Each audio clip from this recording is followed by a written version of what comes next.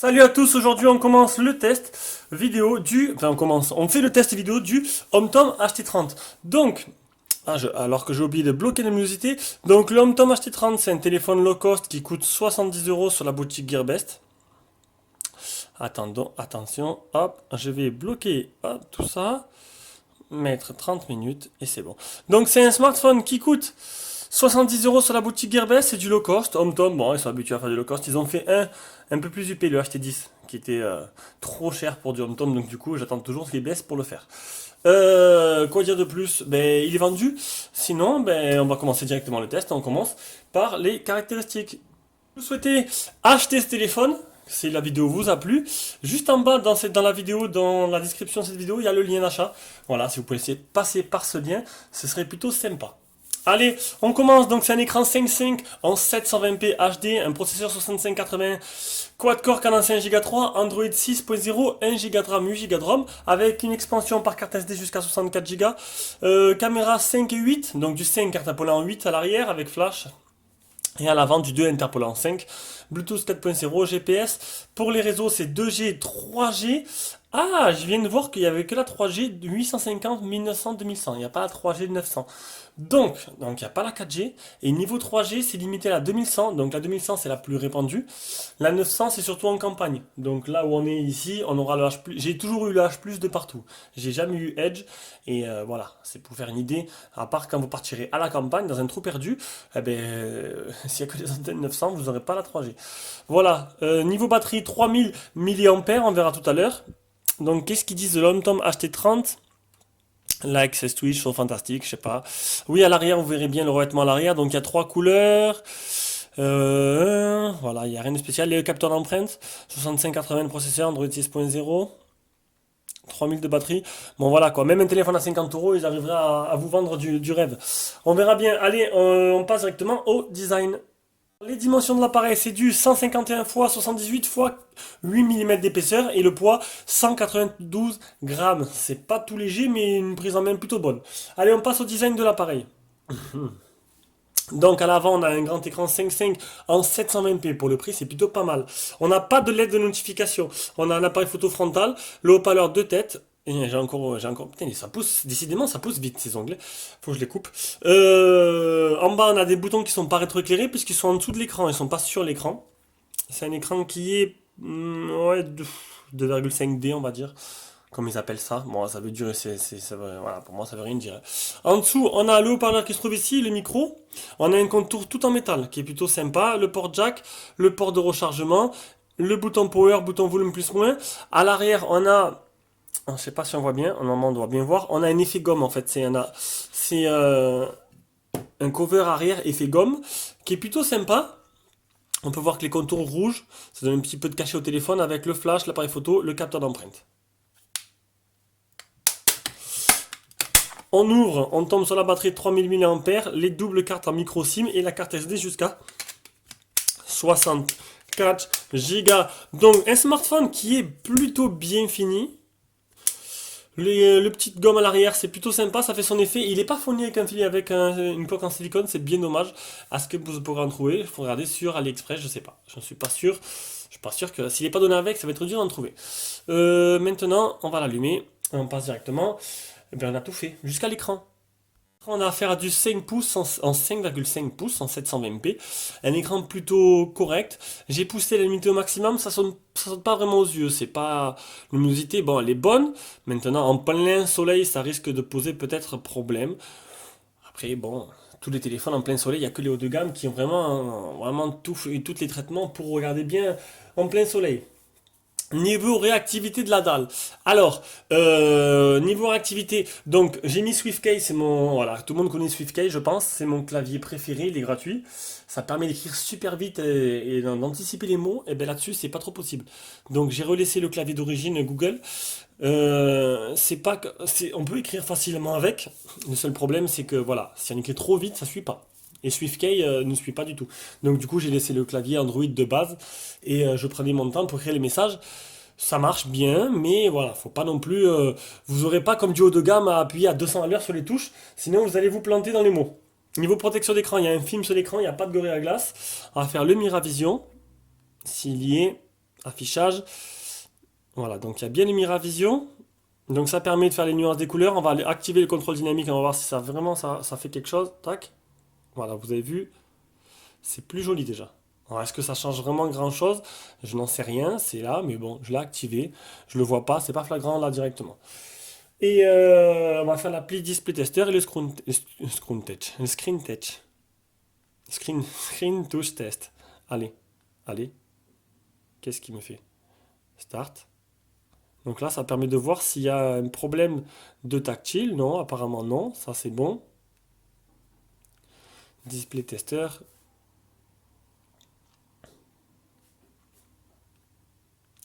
Les pixels mold, les fuites de lumière. Hop. Donc on peut voir que l'Honor 8 a du mal à faire le zoom. Donc, et là, tu vas t'y mettre. Voilà. Donc le vert, le bleu, on peut voir qu'il n'y a pas de fuite de lumière sur le côté. Le blanc, le gris, le noir. C'est plutôt correct. Les couleurs sont plutôt jolies, respectées. Le multitouch, normalement c'est un 2, hein, voilà, c'est un 2 touches. Je m'attendais pas à plus. Et les photos réelles.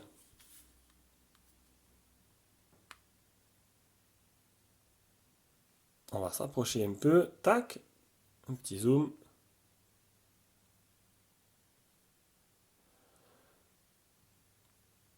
Hop là, il me glisse des mains.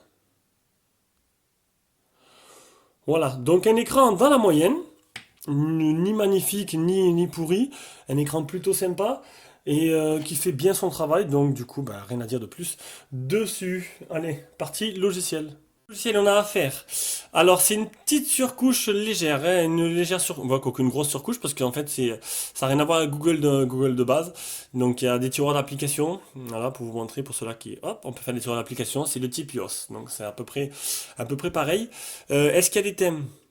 Donc, papier peint, widget, paramètres du bureau, je sais pas. Non, il n'y a pas l'air d'avoir de thème. Donc voilà, donc si vous voulez d'autres thèmes, si le thème vous plaît pas, vous allez sur Play Store, vous téléchargez un launcher de votre choix. Allez, hop, à propos du téléphone. Donc si l'Android 6.0, les mises à jour, elles datent du 20 mars, j'en ai pas eu depuis. Il n'y en a pas, mon appareil est à jour. Après, on va aller voir depuis peu, je fais un nouveau truc. Bon, je ne l'ai pas dit à mes collègues encore, faudrait que je leur dise. Il est où? Voilà. La RAM, c'est du 960, il reste 229 de libre et elle copie à 847 millibits par seconde, microbits ou je sais pas combien de bits par seconde. Et la mémoire interne, pareil. Donc vous pourrez voir en lecture, en écriture et il reste en tout, il y a 4 sur 8 Go, il reste 4,5 et en 1 Go de libre. Voilà, voilà. Qu'est-ce qui me manque? La fluidité, bon, il n'y a pas de problème, c'est assez fluide. Ça réagit plutôt bien. Maintenant, bon, c'est 1 giga de RAM. Il m'est arrivé par moment quand j'avais trop d'applications, parce que bon, avec tout ce que j'ai installé, ça ramait un peu. Mais sinon après, ça va, ça rentre dans l'ordre. Là-dessus, il n'y a pas de problème. Les options de la ROM, est-ce qu'il y a quelque chose en plus? Le Doodle Control, donc Doodle Control, hop, on va le voir de suite, c'est le double tap pour réveiller l'écran et les gestures, l'écran éteint. Donc on fait l'écran éteint, on fait un double tap dessus et il se réveille pas.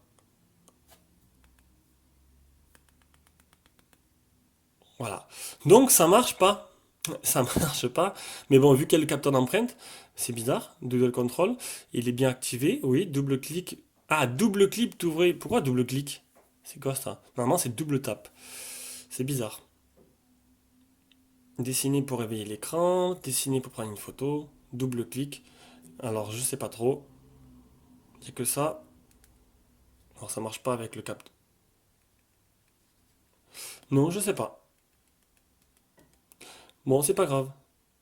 C'est pas trop un problème. On va tester le capteur d'empreinte. Donc, le capteur d'empreinte, vous l'avez vu durant le test, durant le déballage. Mais écoutez, j'ai fait qu'une empreinte et il est plutôt correct. Voilà, ça marche à tous les coups. C'est pas le plus réactif, mais pour ce prix, eh ben, il est plutôt correct. Et ça, c'est ce qu'on attend du lecteur d'empreinte. Alors, il me manque galerie. Non, ça c'est les mails. Galerie, le test anti-malware. Alors, la ROM est infectée.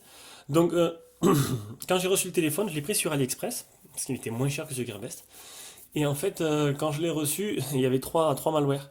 Et ils m'ont complètement planté le téléphone. Donc merci au vendeur qui me l'a mis sur AliExpress. Donc faites attention quand vous commandez sur AliExpress. Donc du coup j'ai fait un restaurant usine et du coup il m'en reste plus qu'une, c'est l'application de mise à jour qui n'est pas bon. Voilà, il est été comme un malware. Après bon c'est bizarre, c'est une application de mise à jour. Donc c'est un trojan, voilà. C'est un petit programme caché. Est-ce que ça va faire grand-chose? J'en sais rien. Je pense pas. Au pire, ça enverra vos données. Mais bon, après, bon, voilà, c'est juste pour des stats et tout. Je sais pas. Après, c'est là, je sais pas. Il faut un business là-dessus. Je sais pas trop. Je suis pas trop calé là-dessus. Il me manque le OTG, donc je le teste, mais ça sert presque à rien de le faire sur ce genre de téléphone. Voilà. Donc on n'est pas OTG, c'est vérifié. Et l'appli Phone Tester pour voir les capteurs du téléphone. Alors les capteurs autorisés, donc on a l'accéléromètre, le capteur de lumière qui doit être par là, voilà, il est là, donc il marche plutôt bien. Et c'est tout. Il n'y a que ça. Il n'y a pas grand-chose, hein. C'est le minimum, le strict minimum. Allez, on passe à la partie performance. On va commencer par les benchmarks. Alors 22 331 pour le Antutu, 1511 pour le PC Mark.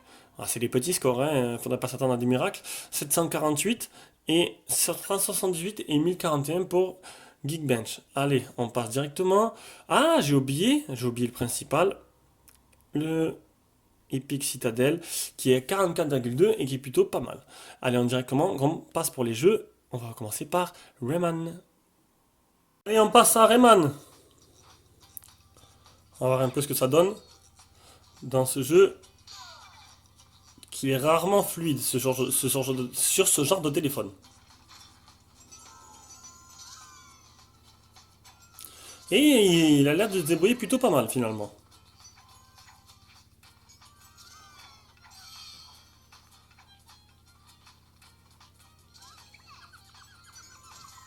Ouais, ça a l'air de tourner à peu près comme il devrait tourner à 100% de ses capacités. Donc du coup, c'est vachement jouable et c'est un bon point pour ce téléphone qui je vais arrêter de parler. Je vais laisser le jeu se dérouler. Vous l'aurez compris, ça marche très bien. Allez, on passe directement à D-Trigger 2. D-Trigger 2 un FPS qui tourne en performance moyenne. Donc c'est plutôt pas mal.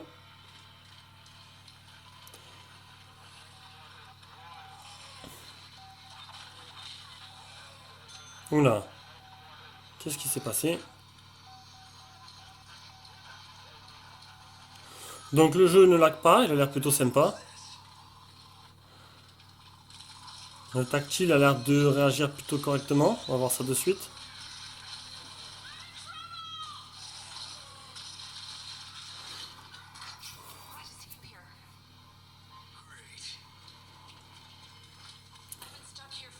Bon, c'est vrai que bon, le tactile, il répond bien, mais voilà, qu'on peut pas comparer non plus avec le toucher d'un téléphone un peu plus cher. J'ai un peu du mal. Vous avez vu, j'ai un peu du mal. Hop là. Par rapport à d'habitude. Allez, on passe à Real Racing 2. Ou 3. Allez, Real Racing 3. Hop, on tapote sur l'écran. On va sur l'autre côté. L'accéléromètre, déjà, il a l'air de bien fonctionner.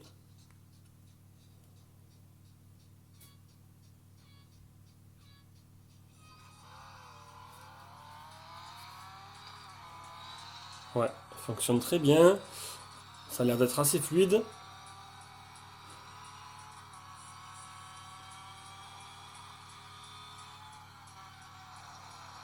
Ah, c'est plutôt pas mal, hein. Ça réagit plutôt bien. Les effets sont là. Ça saccade pas trop, je trouve. En tout cas, ça reste entièrement jouable.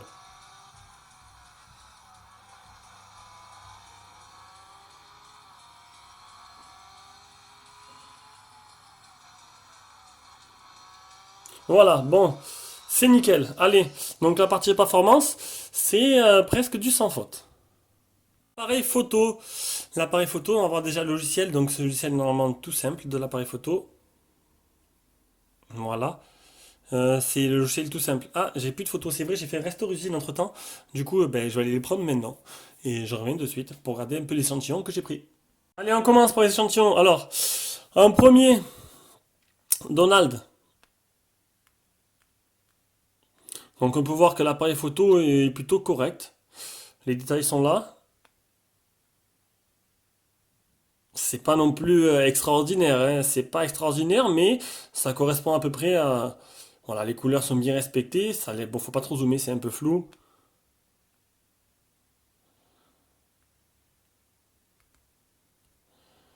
Une petite vidéo.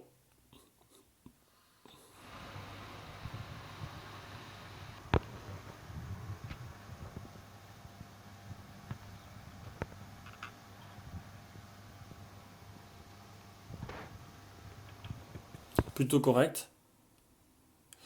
Une photo extérieure.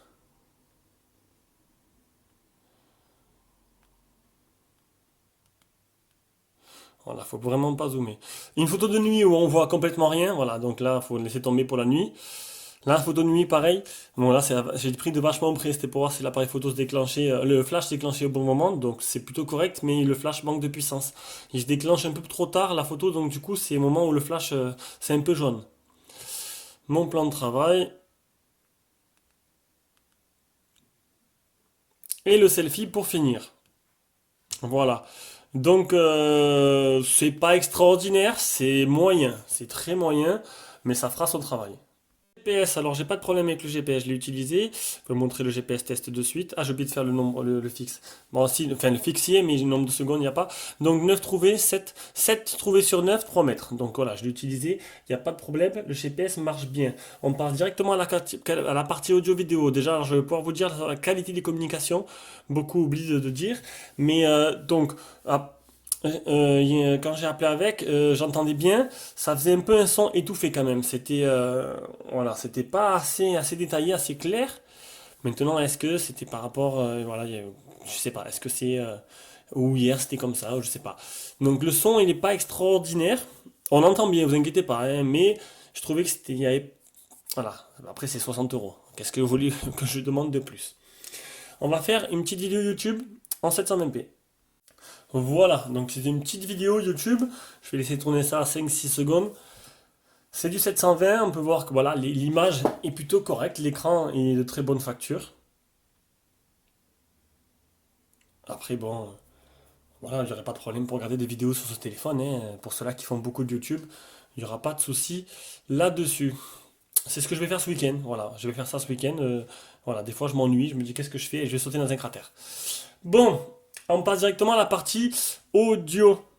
Audio avec une musique sans droit d'auteur de YouTube.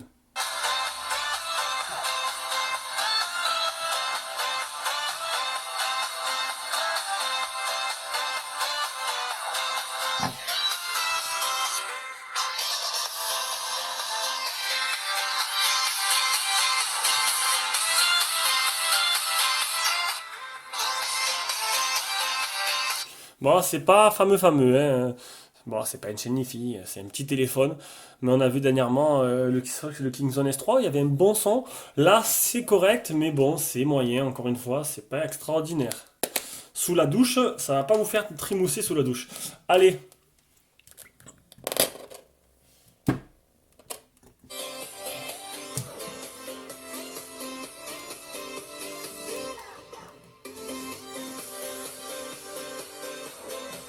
bon, le jack, ça va, il a pas de défaut. Hop, il grésille pas. Allez, on passe à la suite avec la partie réseau. Donc la partie réseau, qualité du Wi-Fi, je suis pas en Wi-Fi. Oui, voilà, donc ce serait pas simple. Je me connecte à mon Wi-Fi, on va le voir de suite. Alors, 3 sur 4, c'est dans la moyenne, hein. C'est rare que j'ai 4 sur 4, il y en a certains. Très peu, mais très peu d'élus. Ah, 2 sur 4. Donc, 2, 3 sur 4. Un Wi-Fi qui capte un peu moins que certains téléphones, mais qui marche. Voilà, je suis assez loin quand même. Je suis presque à 10 mètres et c'est plutôt correct. Il y a des murs entre moi. Donc ça va. Niveau 3G, 4G, je vous l'ai dit au début, donc du coup, il fait que 3G et que sur la 2100. Donc n'ayez pas peur, vous pouvez l'acheter. Par contre, si vous habitez à la campagne, ben, vous aurez le Edge, vous n'aurez pas le H+, comme je peux avoir là actuellement. Mais bon, on va dire que presque tout le territoire est recouvert de bandes 2100, à part en fait la 900, c'est là qui porte le plus loin. Donc quand c'est la campagne, en fait, ils mettent des antennes 900 pour couvrir le maximum de territoire. Voilà en fait. Mais si vous êtes dans une ville, dans une ville normale comme moi, ben, pas une grosse ville, mais j'ai que du 2100, donc du coup j'ai capté partout, j'ai jamais eu le Edge avec de tout le long du test. Allez, on passe à l'autonomie. On fatigue un peu. Hop, on passe à l'autonomie. C'est où? Là. Donc l'autonomie, une batterie qui est donnée pour 3000 mAh. J'ai mesuré à... Alors là, j'ai pris... Je crois que j'ai fait... À la téléchargement. J'ai mesuré à 2396. Donc c'est loin des 3000, hein, 600 mAh d'écart. Je m'attendais pas à ça. Je m'attendais à ça en fait. Je sais que c'est du low cost, c'est du home-tom. 3000, je trouvais ça un peu beaucoup. Donc 2400, c'est correct, mais vous allez voir que c'est un chameau quand même. Alors hier, en utilisation, sur mon test réel, j'ai utilisé 53% en 15 heures. C'est énorme. Vous imaginez 53% en 15 heures, ça veut dire qu'il vous durera 2 jours ce téléphone. Normalement, il vous durera 2 jours avec l'utilisation que j'en ai moi. Donc j'ai fait 2h34 écran allumé et 24 minutes d'appel. Ce qui est plutôt correct dans la moyenne de ce que je fais tous les jours. Et 54%, c'est plutôt pas mal du tout. Et voici le graphique. On peut voir que dès que j'utilise un peu, hop, il descend d'un coup. Ça, à mon avis, c'est le moment où j'ai fait le GPS. Ça a descendu d'un coup, c'est un peu normal. Il me manque plus que le PC marque, donc on a 4h33, c'est pas exceptionnel. La rechargement, c'est du 970, donc c'est pas de la charge rapide, c'est la charge normale. Donc pour le charger, il y en a à peu près pour 3 heures. Et bon, il faudra prendre son mal à patience, hein. Voilà, je pense que j'ai été le plus complet possible. Donc le test du HomeTom HT30 est terminé, je vais faire le montage, je vais la mettre en ligne de suite. Donc c'est pas un smartphone que je vais mettre dans mon guide d'achat. Il est moyen, il est pas mauvais, il est correct de partout. Maintenant, bon, il y a mieux. Après, c'est du 5.5, donc en 5.5, c'est très, il n'y a pas autant de choix que ça à ce prix-là, 60 euros. Donc, il y a pour moi, il est mieux le Oukitel quand même, Oukitel U7 Plus, malgré qu'il n'ait pas le capteur d'empreinte. Maintenant, vous cherchez un capteur d'empreinte, pour pas cher, il y a lui.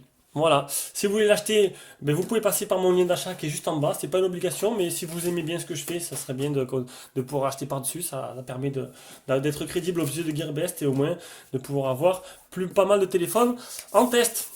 Allez, bisous à tous. La vidéo est terminée.